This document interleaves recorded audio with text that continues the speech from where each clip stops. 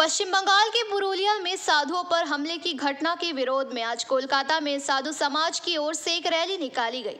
Rally Subodh Mallik square से निकालकर विभिन्न मार्गों की परिक्रमा करते हुए धमतला तक पहुंची। यहां पहुंचने के बाद रैली में शामिल लोगों ने पश्चिम बंगाल में इस तरह साधु सन्यासियों पर हमले की निंदा करते हुए ऐसे अफसोसजनक बताया।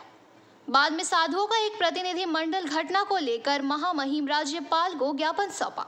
इस अवसर पर मीडिया को संबोधित करते हुए संत समाज ने साधुओं पर इस तरह के हमले की निंदा करते हुए कहा, सरकार एवं प्रशासन को इसे रोकने के लिए गंभीरता से कदम उठाने होंगे।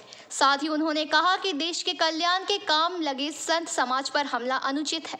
उन्होंने कहा कि आज ज्ञापन के माध्यम से महामहिम राज्यपाल को घटना से अवगत कराते हुए समाज में शांति बनाए रखने के लिए आवश्यक कदम उठाने की अपील की गई है।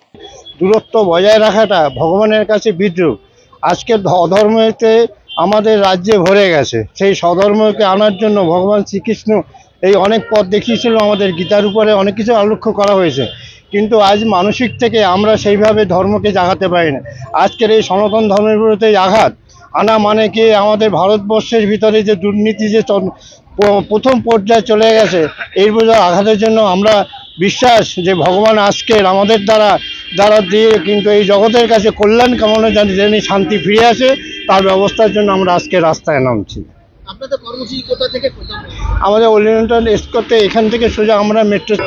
এই যে পুরুলিয়ায় আপনাদের উপর যে হামলা হলো, যে ঘটনা ঘটলো, কিভাবে দেখছেন বিষয়টা? আজকে গোটা পশ্চিমবাংলায় আমাদের সাধু সন্তদের কোনো নিরাপত্তা নেই। পশ্চিমবঙ্গের প্রশাসন পুরোপুরি ব্যর্থ এবং এই যে পশ্চিমবাংলায় আজকে বিভিন্ন মঠ মিশন এবং সাধু সন্তদের উপরে যে অত্যাচার হচ্ছে, আজকে নিশ্চয়ই জানেন যে কুম্ভ মেলা হয়, কুম্ভতে সেখানে যেভাবে নিরাপত্তা থাকে এবং সাধু সন্তদের কোনো কিছু অসুবিধা হয় না, আমরা পশ্চিমবঙ্গ থেকে সেখানে যাই।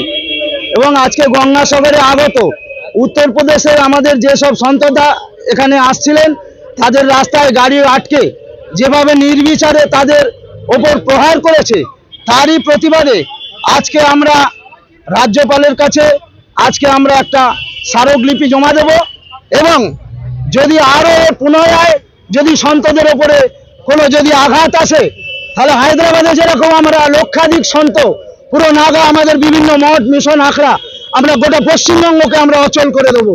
তার কারণ আজকের আমরা ধর্মগুরু, আজকের সনাতন হিন্দু ধর্ম আজকে যাতে রক্ষা পায় এবং সনাতন ধর্মের ওপর বারে বারে যে হানি আসছে গ্লানি আসছে, আজকে সারা পশ্চিমবঙ্গ জুড়ে আজকের সাধু সন্তদের বিভিন্ন মঠ মিশন সন্তদের উপরে যে টর্চার হচ্ছে, পশ্চিমবঙ্গের প্রশাসন ব্যর্থ এবং পশ্চিমবঙ্গের প্রশাসন মন্ত্রী।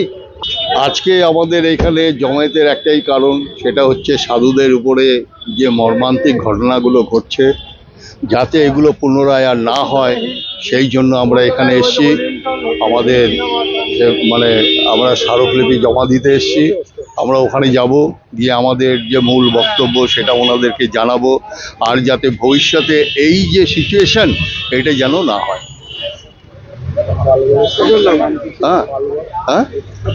আমার নাম হচ্ছে মহন্ত গোপেশ্বরানন্দ গিরি। আমি শ্রী পঞ্চদাস নাম জুনা আখড়া সাহেব নাগা বাবা।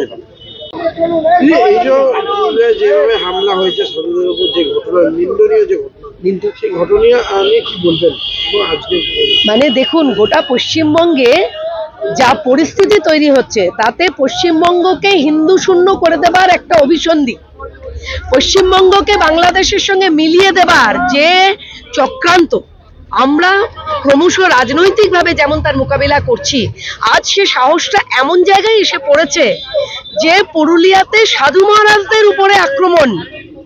আজকে বিশ্ব হিন্দু পরিষদ থেকে তাই সিদ্ধান্ত নেওয়া হয়েছে, একটা প্রতিবাদ মিছিল, সাধু মহারাজরা সামনে হাঁটবেন, আমরা তাদের সঙ্গে থাকব এবং মিছিলের শেষে বিশ্ব হিন্দু পরিষদ থেকে বার্তা দেয়া হবে এবং প্রতিনিধি দল যাবে রাজ্যপালের কাছে।